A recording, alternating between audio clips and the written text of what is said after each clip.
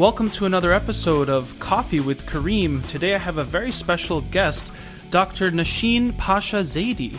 She is a professor of psychology at the University of Houston downtown, Houston Community College, and she also serves on the Board of Trustees for the Chicago School of Professional Psychology.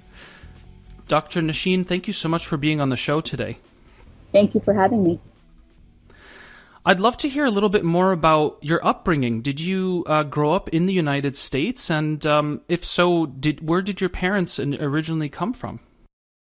My parents actually immigrated. We all immigrated from Pakistan. I was about the age of 5 at the time, so I did all of my schooling in New York, and up until my undergraduate work, I was in New York. So when someone asks me where I'm from, that's generally what I say is I'm from New York. But originally, I was born in Pakistan, and so I come from a bilingual and bicultural background in terms of my own identity development. Right. And tell me more about your journey of faith. So your parents identified as Muslim when they came here. And I know for many individuals, even including myself, parents that come from overseas, there's obviously a lot of struggle for transition, assimilation, adjustment. And sometimes certain cultural or religious facets are overemphasized. And that can be a good thing or a bad thing. And I'm wondering if you had any similar experiences that you could perhaps share. Right. Well, we grew up as Pakistani Americans, and so that was my first level of understanding of who I was in that hyphenated identity idea and from a cultural perspective. Islam, because Pakistan is a Muslim country, Islam was just a part of the upbringing. So it wasn't like it was specifically religious per se, or that some things were taught to us as being religious versus being Pakistani. It was just all part of being who we were. And obviously the home culture was different than the culture outside the home. And I think this is representative of most immigrant families, that the home culture represents a lot of times whatever the family is bringing from overseas. And then the culture that we work with outside within schools and the institutions, work, relationships, friends, peers, those are much more representative of this plethora of cultures and religions that we have in our communities here in the United States. And so, my family came from the Pakistani perspective, but they also represented, I guess, the middle class Pakistani perspective. And so religion was just a part of who we were growing up. We learned to pray. We learned to read the Quran in Arabic. And later, as I was growing older, I became much more interested in that aspect of my identity. And so I started reading up on that reading up on how women are perceived within Islam and the rights that we have in particular. And just also in terms of who we are within the fabric of American society. So, sister, I would like to get right into one of your published pieces, which is very interesting, and I've had a chance to review sections of it. I definitely absorbed your intro, which I thought was a really nice summary of the history and almost perceptive evolution of what hijab means, both within and without the community. And I think that this book, Mirror on the Veil, has a very interesting collection of different perspectives. And I think one thing that it really demonstrates is the complexity of this matter. And I'd love to hear more about your inspiration for putting this together. What kind of led you to say, you know what, I want to get all these opinions together, because there's just a lot of rhetoric or religious, political positions on what this all means. And it was so nice to just get all these different human perspectives and female perspectives on what is hijab and what does it mean and what does it represent. I'd love to hear more about how you got inspired to put this together. Well, it was hijab was always interesting to me because when I started looking into the idea of a Muslim identity, it was around the time when most people start understanding who they are and where they fit in the world and in their social communities. And so that was around my late adolescence, early 20s, and around that time was when there were a lot of women in the United States who were starting to wear the headscarf. And so it was becoming a much more visible sign of Muslimness. And so as a result of that, and as a result of my own development, that was always something that was interesting to me. And so I was interested in the variety of the way people see the headscarf. And that's kind of how it started in terms of trying to understand what is hijab and what does it mean for Muslim women. And so I did my dissertation on this topic. And for that one, because when you do dissertations, it's good to try to limit the variability in your responses. It's just part of research. And so I focused on South Asian Muslim women. So it was a very specific ethnic background I was looking at. And I was looking at the South Asian Muslim women's perspectives on hijab from women that were in the United States versus women that were in the United Arab Emirates, because that's where I was locally at the time when I started putting the study together. And in both of those cases, South Asian Muslims were immigrants or migrants to that area, so they weren't local to the land. And so I was interested in finding out what were their perceptions of hijab, and in terms of how they attractive they felt that women were when they wore the headscarf as compared to without the headscarf, how employable women are in one of those two conditions. And so I got a lot of really interesting feedback from that. But again, it was limited because it was a quantitative dissertation. So I got a lot of good statistics about trends and things and ideas of discrimination, both outside and within our community. But then beyond that, I really wanted to know what were the stories, because I think statistics are great. But as we know from just understanding media and understanding research, statistics don't necessarily make any change in people's perceptions. It's the stories that really are of interest to us as human beings. And so that was something that I wanted to do as a follow-up to my dissertation. And when I started this, I was again just going to focus on Muslim women because I thought this topic is limited to that. And I think that is a misconception that we have. How so? Well, the misconception, I think, is related to the fact that we think veiling is a Muslim thing. We think that the idea of covering your hair is just something that is within Islamic communities. And when you look at the history of veiling and head cover, it's actually not Islamic. It was in the community where Islam came into being in the Arabian Peninsula, but it was something that the Arab women and in lots of other areas as well also practiced, and it had not necessarily anything to do with their religious background. It had to do with their status in the society that they lived in. In fact, it was the upper class women that covered their hair. And we have evidence of certain laws in Assyria, for example, which has always blown my mind when I first read about this, was that the Assyrian law codes basically said that women who didn't cover their hair were considered lower class, and they were relegated to the idea of being of the class of peasants and harlots and slaves, and they were not allowed to veil, because then they were taking on the position of what upper class women had. And so there were punishments for that. Now, whether that was actually taking place or not within the society, I don't know. But within the law, that was codified, that women who covered their hair, who did not belong to upper classes, could be punished for it. And so I think that really made me realize that veiling is not limited at all to Muslim women or contemporary Islam,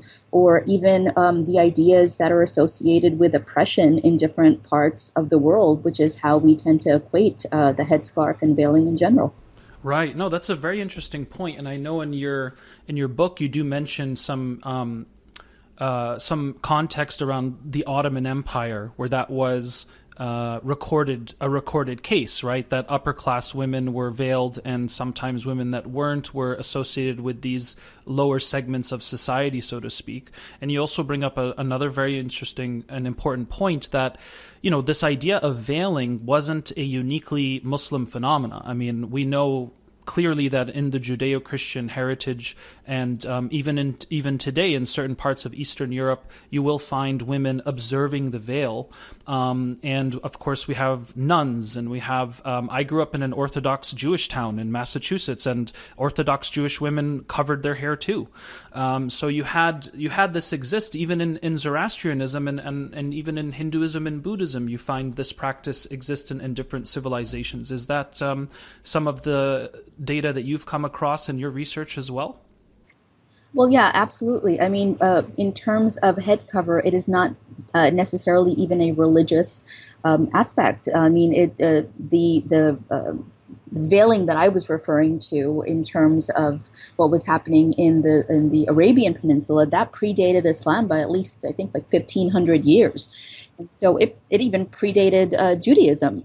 So it was something that was in the culture, and it represented social class, not religion. And so when religion came into it, because people already associated modesty and piety with upper class women, those were then relegated to the women who followed the particular religions. And so, fast forward this throughout the centuries, and here we are, and we're still equating the idea of head cover with modesty and piety. And yes, absolutely, nuns and I was in Italy a few years ago, and there were nuns, Roman Catholic nuns, at the airport, and they were dressed according to their religious tenets of their faith. And so it's not just a Muslim thing. I think it's become a Muslim thing because we are looking at it from the perspective of Muslims within the American society and European society, and that has then become this marker of otherness because women who cover their hair are not considered to be normal within the attire that is considered normal within these particular cultures. Right. Now, today, though, you find that it is a very potent symbol of, within the Muslim community, it tends to be a potent symbol, and I think your book demonstrates this with the different accounts, that for some people it is a religious, existential, devotional aspects. For others, it's more about identity politics. For instance, I've met hijabis who, they wear hijab because it's embedded in the culture or the political identity of where they come from, but then they don't necessarily observe other pillars of Islam, which was interesting. It's like, okay, so you wear the hijab, which many people see that and they're like, oh, you're a pious, devoted Muslim woman, but then I've met women that they don't actually follow many of the other tenets of Islam. And then on the other hand, you may have women that don't wear hijab and they may be instantly judged as suboptimal in their piety, yet they may have more brilliance in their religious character and practice than women that do. And it's interesting because you have people that sometimes say, well, see, you don't need hijab to be more spiritual or religious. On the other hand, people will say, but in the end, we always want to have our inner and our outer reflecting each other. And there's so many different variations and complexities to the matter. I mean, we, of course, have personal psychology. Like if you grew up, experiencing a lot of trauma or abuse because of hijab or your hair, this can now create a very difficult relationship to this symbol or practice of hijab. And it's not like, I found from some of the stories I was reading in your book that it's not that simple, for people to just come to these conclusions based on just the outer dress all the time. And I'd love to hear more about some of the stories in your book that you felt were really profound in sharing some of these different perspectives of what hijab really means for some of our sisters. Yeah, I mean, you're absolutely right. I think you've just hit on the basic point behind Mirror on the Veil, is that there is so much diversity in this practice, and that we look at it often as this external positioning of a person based on our own understanding of what the hijab means. And then we impart all of these other characteristics to the person who is wearing the headscarf. And in the same way, we impart the same kind of judgments on women who don't wear the headscarf but consider themselves Muslim. And it was interesting because I was talking to someone just the other day, and we were doing a part of a talk on Islamic cultures, and she didn't wear the headscarf. I also don't wear the headscarf currently, and she was saying, well, I'm not religious. I'm not religious. I follow Islam. I do all of these different things, but I'm not religious. And it's just a very interesting notion of, well, what do you consider religious? Right. I mean, where does that idea of religion fit into your life? And for some people, when you grow up within a religious environment, and it's very authoritarian in many ways, and people tell you, you should do this, and you must do that, and you have to follow this, that, and the other thing, and so your choices then become limited in terms of what you feel is appropriate. Then you do feel that, that your religion is now becoming claustrophobic for you. And that is one of the stories that I think was very powerful in Mirror on the Veil, was this woman who was at the time wearing a headscarf, and she isn't currently, which is another thing. Headscarf wearing, hijab is a process, not a point in time.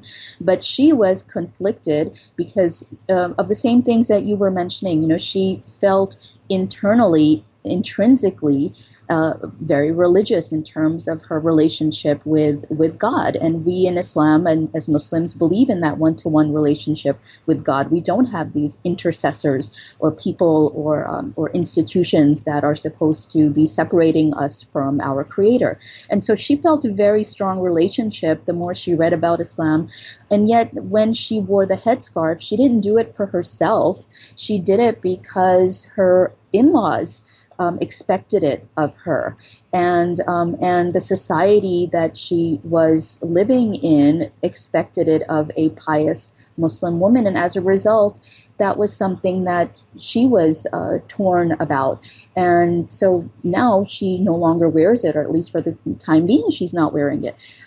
We had another story in there that was by one person who actually wrote 2 different essays showing the process of hijab. And in the first one, when she first, because this was a very long process, getting these essays together was the course of about 5 years, I think. And this particular woman, she started off she wore hijab when she was younger, and then she took it off. And then at the time she wrote her first essay, she wasn't wearing hijab. And she talked about how not wearing hijab in the Muslim community was something that made her feel like a second-class citizen. And then later on, as the process went on, she decided to go back and start wearing the headscarf again. And now her identity is more related to the outward expression of Islam. But her understanding of women who don't wear the headscarf reflects her experiences of the time when she didn't wear the headscarf, especially during Muslim community events. And that's what my research says as well.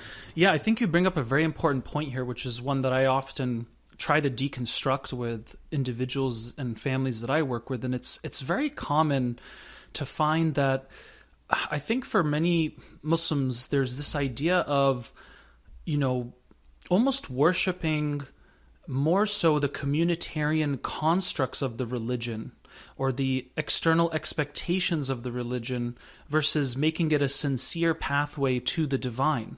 And sometimes we get too caught up in what we represent and what people expect and what people will say and think versus, is this really about me and my Lord? And I think this is one of the struggles that a lot of people have, because so many times I've met people, they say, well, I married this person because they said they were religious. And it's like, how did you know? It's like, oh, they they had all the external checklist. But then when it comes to real spirituality, when it comes to, and by spirituality, I mean really cultivating the internal character traits and purification of the heart and these types of things. Because there's a lot of people that do external acts of religion and devotion, but that doesn't mean that there's any internal reality. So it's very interesting to hear you mention this point, and also it's exemplified in some of these stories that, even a woman from the perspective of hijab can have her own journey with it. And I certainly know sisters that have had, ins and outs with the veil, so to speak. And one story I remember from the book, it talks about how the sister almost described like the hijab had its own force, and sometimes it would call to her, and it was always her friend, and it was in and out of her life, almost like I want to say like a, how would I describe it? Like I guess almost like a companion in her existence, like an existential companion, so to speak. And certain times in her life, she felt like it was the shield and the warmth that she needed, and at other times it wasn't. But that did not make her disdain it or be against it, so to speak. And I feel like a lot of people, when it comes to especially matters of religion, not just hijab, but it could be anything, it becomes almost like very black and white. And I think even from a male perspective, the only way I can kind of relate to this idea of hijab is like having a beard, like because there are Muslim men out there that are like, you have to have a long beard, and if you don't, then it's like the same thing. It's like your piety is suboptimal. Or I've heard guys say, what does he know? He doesn't even have a beard, or he doesn't wear a kufi or something. And it's like, subhanAllah, we sometimes get so fixated on some of these practices, albeit they are important for some people. And I'm not arguing against hijab or a beard or anything like that. I'm just talking about how we sometimes get so obsessed with the external branding of religious constructs or communitarian constructs that we forget the actual substance of the matter. Would you say that's something you've also noticed and observed from your research and work? Yeah, I mean, absolutely, because it's more difficult to find out what someone's internal perspectives are. In order to do that, you have to get to know them. You have to talk to them, right?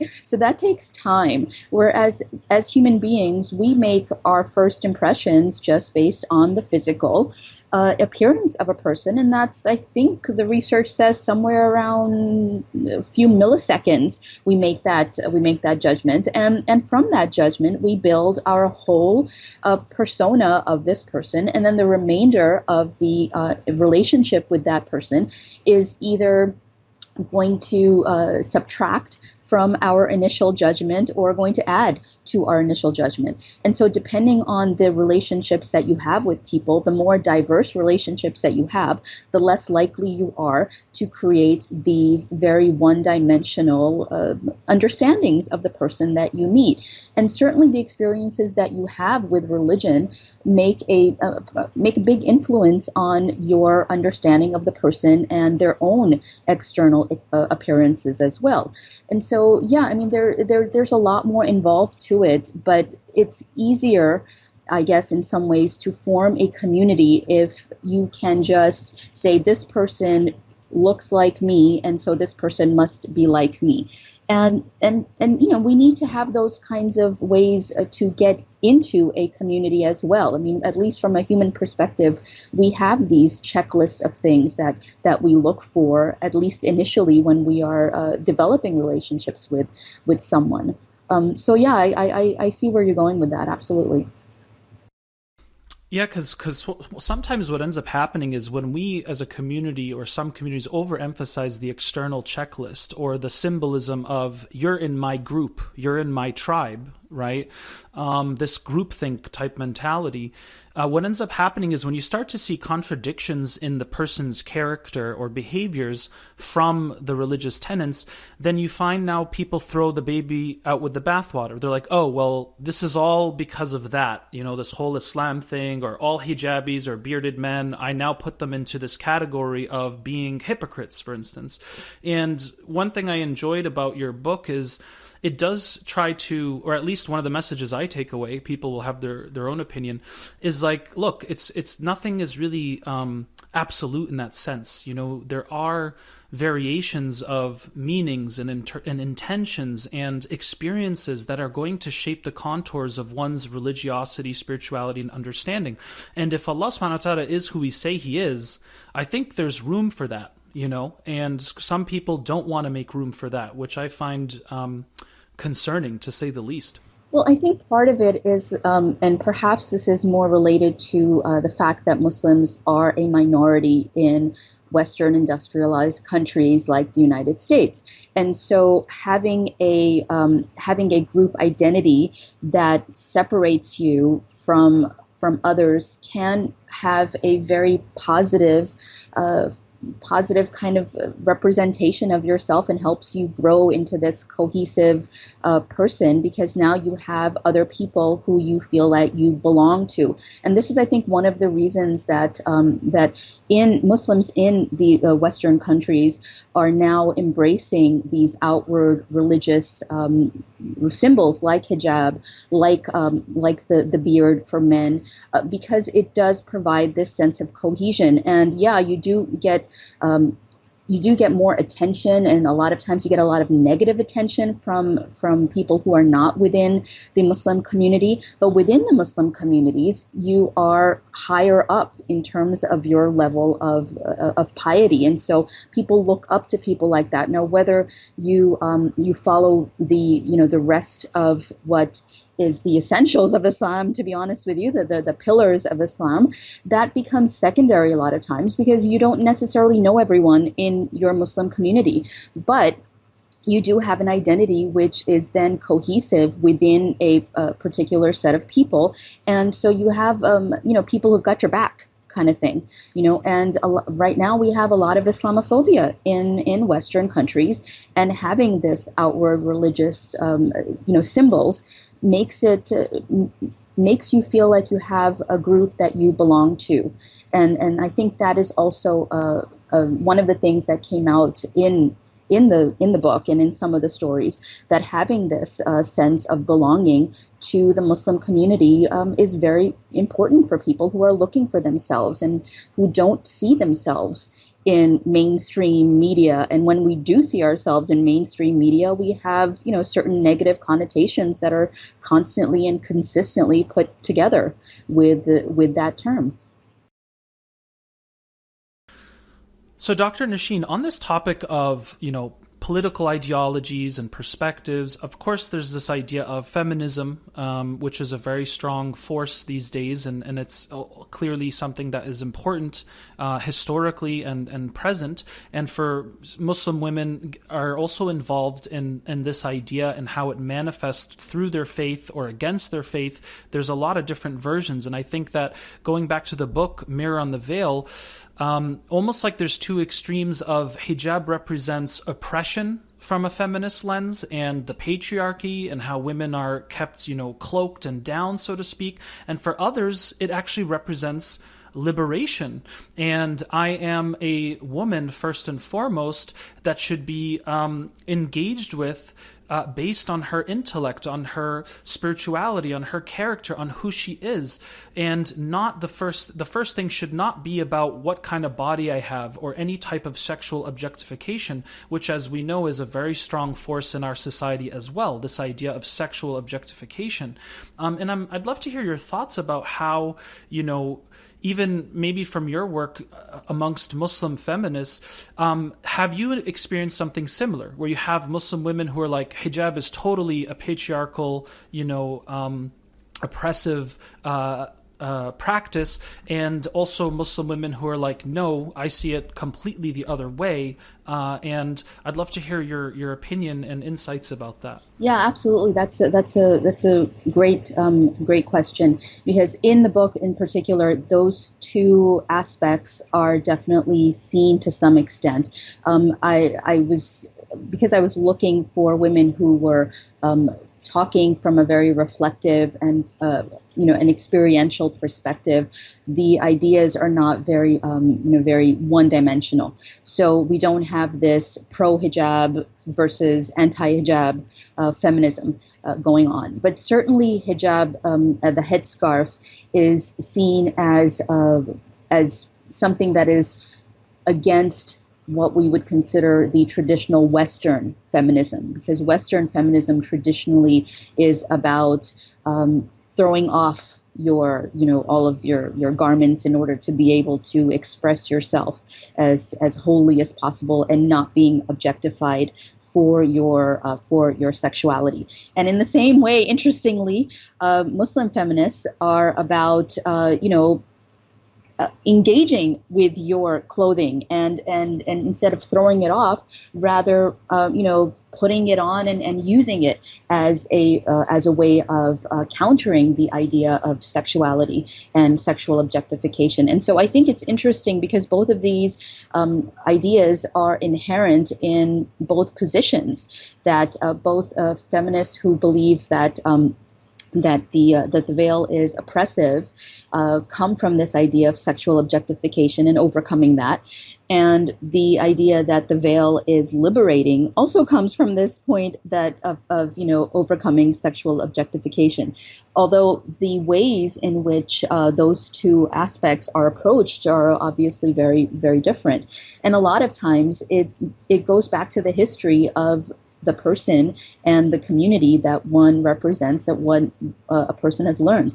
Feminism is now much more intersectional. We are looking at feminism not just from the perspective of the white Western woman, but from the perspective of the immigrant experience, from racially diverse experiences, from religiously diverse experiences. And this is why I think veiling and the hijab is such a controversial piece of cloth, because it is being pulled essentially from, on both sides, or pulled on one side and pushed on the other side.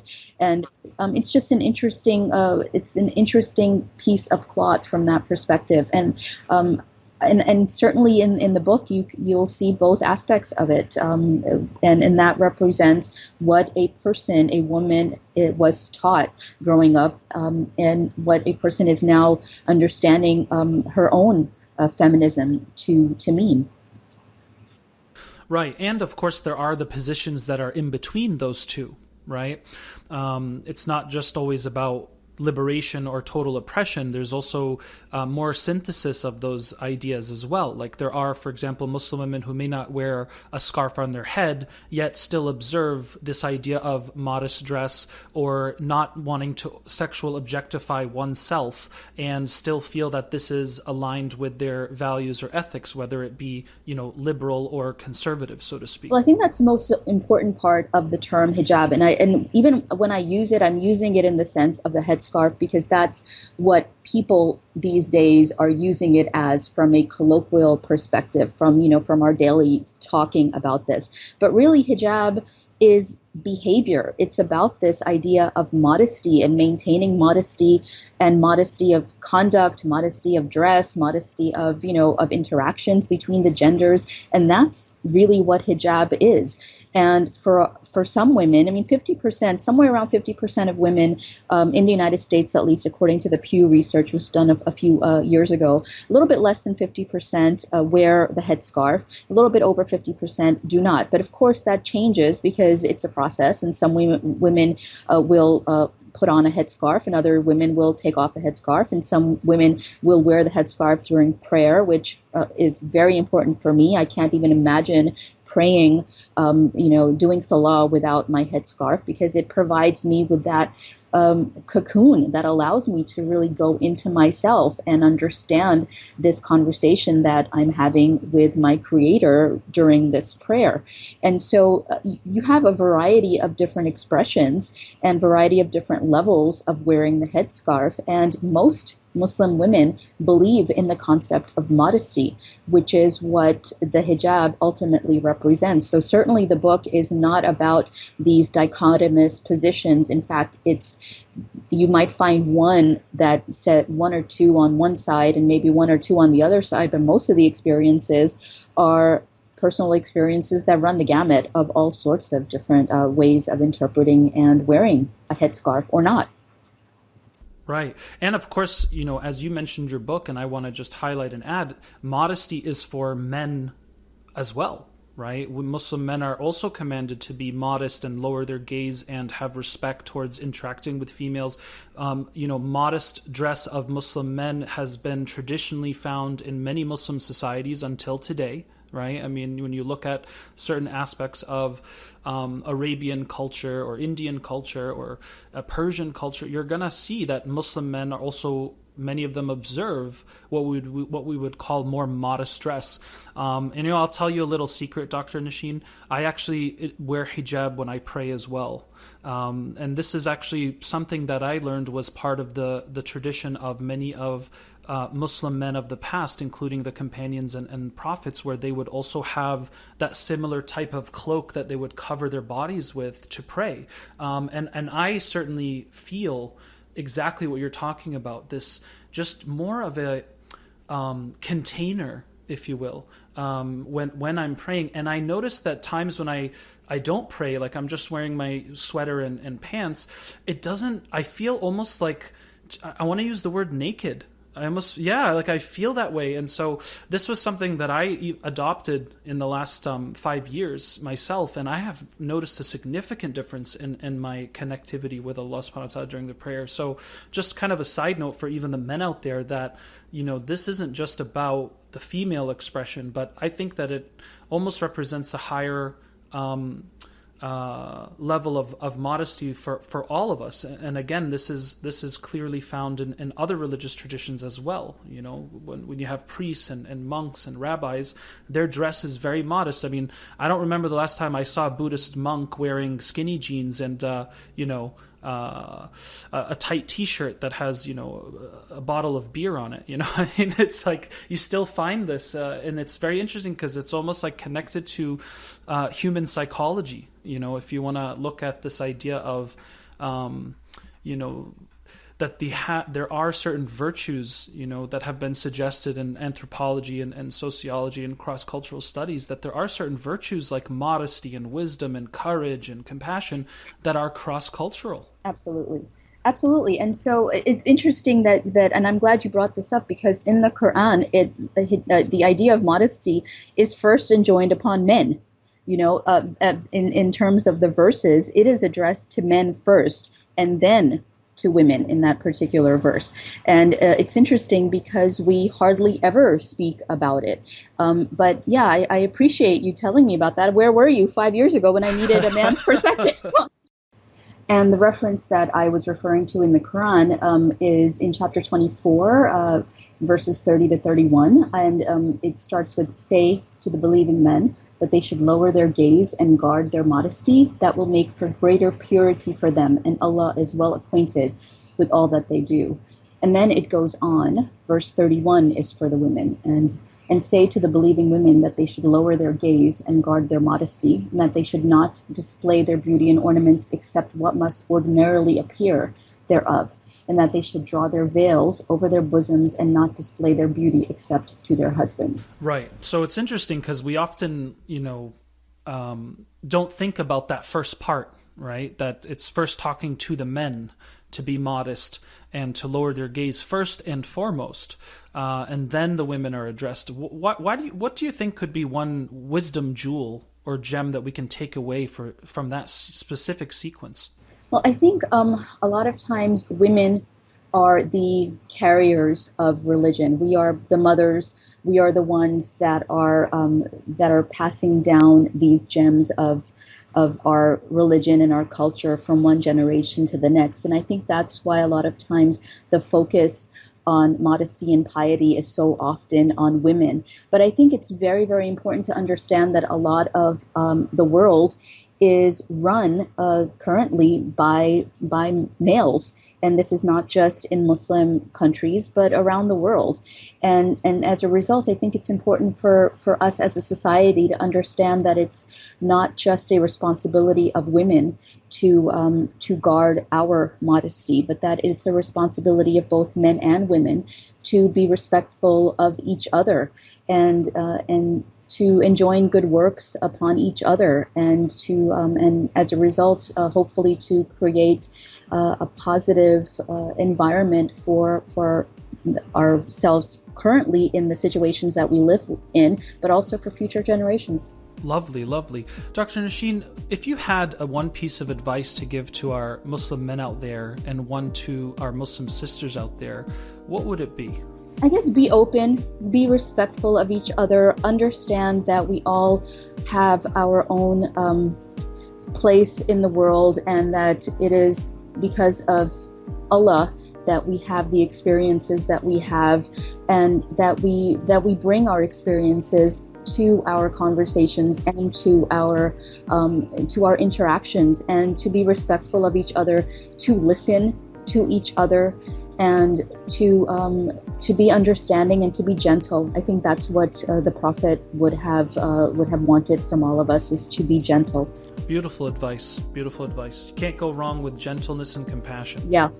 Excellent, Dr. Nausheen. Well, Dr. Nausheen, it's been such a lovely pleasure to speak with you today, and I think your book is a very profound and a lovely collection of different real stories that I would encourage our brothers and sisters out there to check out and read.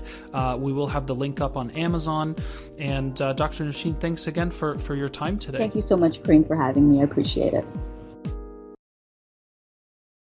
Karim Sirajuddin here. Thank you for tuning in. Please visit noorhuman.com to learn more about how I provide personal, spiritual, and relationship counsel and growth. Don't forget to visit coffeewithkareem.com to see the latest news and updates about this podcast. Please generously help sponsor the show to keep on going at patreon.com/coffeewithkareem. That's patreon.com/coffeewithkareem.